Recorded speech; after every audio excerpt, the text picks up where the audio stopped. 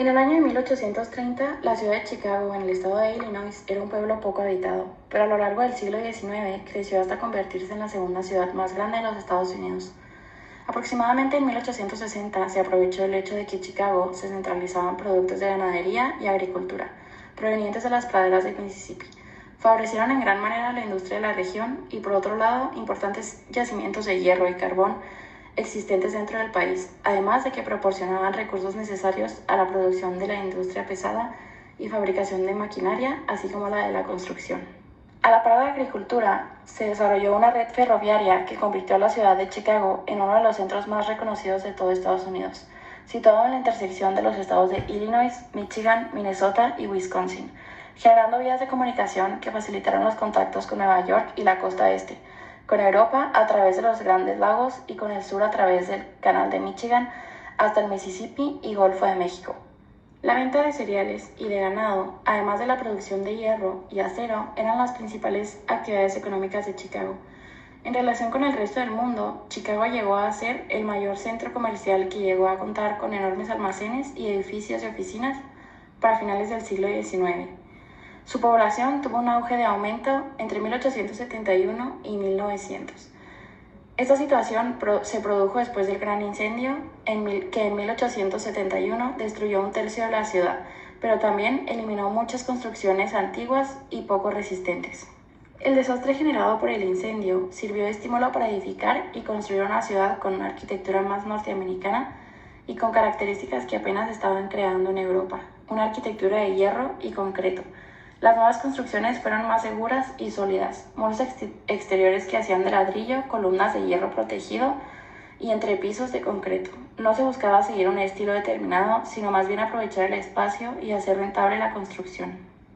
La enorme necesidad de una arquitectura totalmente comercial debido a la demanda de oficinas, almacenes y hasta centros comerciales obligó a construir edificios de cada vez mayor altura. Pero a dicho crecimiento se oponían dos factores primordiales: la comunicación vertical y limitaciones constructivas de muros de ladrillo. Por esto surgió el primer ascensor de seguridad, instalado en Chicago en 1864, y más tarde, en 1887, surgió el eléctrico. Con dicho invento, más el teléfono y correo neumático, se facilitó la comunicación de los edificios de múltiples pisos, permitiendo las construcciones de grandes hoteles, bancos, almacenes, edificios y entre otros. El problema, que representaba limitaciones constructivas de muros de ladrillo, se pudo resolver utilizando estructuras de acero que lograron permitir tener grandes claros, utilizando solamente ladrillo para cerrar el espacio. Con esta nueva técnica constructiva se levantaron edificios en Chicago como el Home Insurance Building en 1885, obra de William Leverne Jenney, el cual fue el primer rascacielos construido en todo el mundo, usando acero estructural. Otros arquitectos seguían utilizando ladrillo para levantar muros de edificios de hasta 16 pisos, como el Monadnock Building, obra de los arquitectos Daniel Burnham y John Root. La Escuela de Chicago fue fundada por William Leverne Jenney, integrada por Daniel Burnham, John Root, Martin Roche y William Holabird, pertenecientes a la primera generación de arquitectos que definieron la arquitectura netamente norteamericana, la de los rascacielos.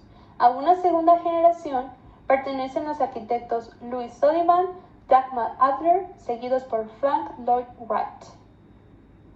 Entre las obras de Leverne Jenney se puede mencionar Later Building en 1879, Home Insurance Building en 1885, Fair Building y Manhattan Building en 1890, que fue el primer edificio de estructura metálica con una altura de 16 pisos. William Holabird y Martin Roche construyeron el Tacoma Building en 1889, el Pontiac Building en 1891, el Marquette Building en 1894 y el Williams Building en 1898. Daniel Burnham y John Root construyeron, además del Monadnock Building en 1884, el Rockery Building en 1885, el Reliance Building en 1890, así como el edificio más alto de Chicago en ese entonces, el Capitol, con 22 pisos, el Masonic Temple, en 1892. Por otro lado, Daniel Burnham construyó en Nueva York en 1902 el Flatiron Building.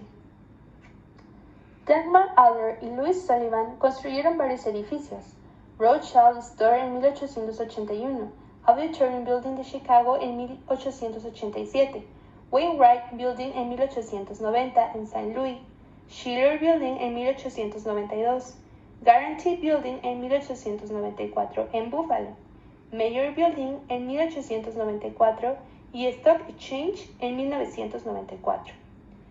Louis Sullivan, de manera independiente, proyectó y construyó Gage Building en 1898 y Carson Pirie Scott & Co. en 1899. El movimiento Arts and Crafts. El gobierno británico estimuló la colaboración de las artes y oficios con la fundación en 1754 de la Sociedad de Artes, reformada por el príncipe Alberto en 1847. En 1835, el gobierno fundó escuelas estatales de diseño para elevar el nivel de diseño en la industria. Hacia el primer cuarto del siglo XIX, la producción y prefabricación en masa habían diezmado los gremios de oficios tradicionales, en donde el trabajo se hacía totalmente manual. En teoría, los esfuerzos por unir el arte e industria iban a lograr generar trabajo a los artesanos, pero se adaptaron con lentitud a la transición entre la producción industrial e individual, y en consecuencia se empleó a diseñadores extranjeros. En la década consecuente, la Gran Exposición de 1851, Henry Cole inauguró el Museo de South Kensington. El objetivo principal era cambiar el gusto público con la educación. A medida que el arte e industria se hacían similares, influyentes voces se elevaron para renegar de la separación que se estaba generando en las bellas artes y artes aplicadas. Personas conscientes de la problemática buscaron generar una solución para salvar lo que eran los oficios. La obra de John Ruskin, Las piedras de Venecia, contenía un capítulo titulado De la naturaleza del gótico, en el que se analizaba el arte medieval como la expresión del placer del hombre trabajando. Para Ruskin, la artesanía medieval expresaba la felicidad de la sociedad que la generaba, y a su apasionada defensa de la conducta de aquella encendió el espíritu de William Morris, quien llegó a ser uno de los más importantes protagonistas de los oficios reformando el diseño y sociedad. Todo ello llegaría a ser conocido como el movimiento Arts and Crafts. El movimiento obtuvo su nombre de las Arts and Crafts Exhibition Society, fundada en Londres en 1800. Se preparó para hacerse sacerdote en Oxford. Tiempo después, trabajó para la firma de arquitectos de George Edmund Street, tal como Burne-Jones. Morris comenzó a pintar y estudió con el pintor Dante Gabriel Rossetti. En 1859 se casó con Jane Borden.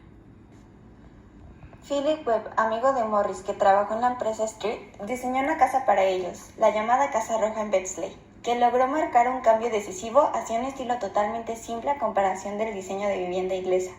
Se construyó de ladrillo rojo con altas agujas, ventanas y marcos de puertas con arco gótico, ventanas de ojo de buey, tejado de pronunciadas pendientes y un jardín cuadrado y cercado. Para amueblar la casa apropiadamente y tal como le gustaba a Morris, se diseñó modelos originales. Para fabricarlos, Morris fundó su propia compañía en 1861. Morris rechazaba la industrialización del diseño e insiste en que el arte debería ser creada por el hombre y para el hombre. Nunca pudo ofrecer una solución al dilema económico de que los objetos manufacturados fuesen caros y por lo mismo estuvieran limitados a una cierta élite y no todo el público. A él se le ha atribuido las bases para la práctica generalizada en el siglo XX, de los artistas que diseñaban para la industria y los objetos producidos en masa. La empresa de Morris diseñó todo tipo de objetos para interiores y uso diario. Se hizo muy famoso imponiendo estilos. Los diseños de Morris rechazaban el profundo diseño victoriano en favor de dibujos de conjunto de planos de flores y pájaros.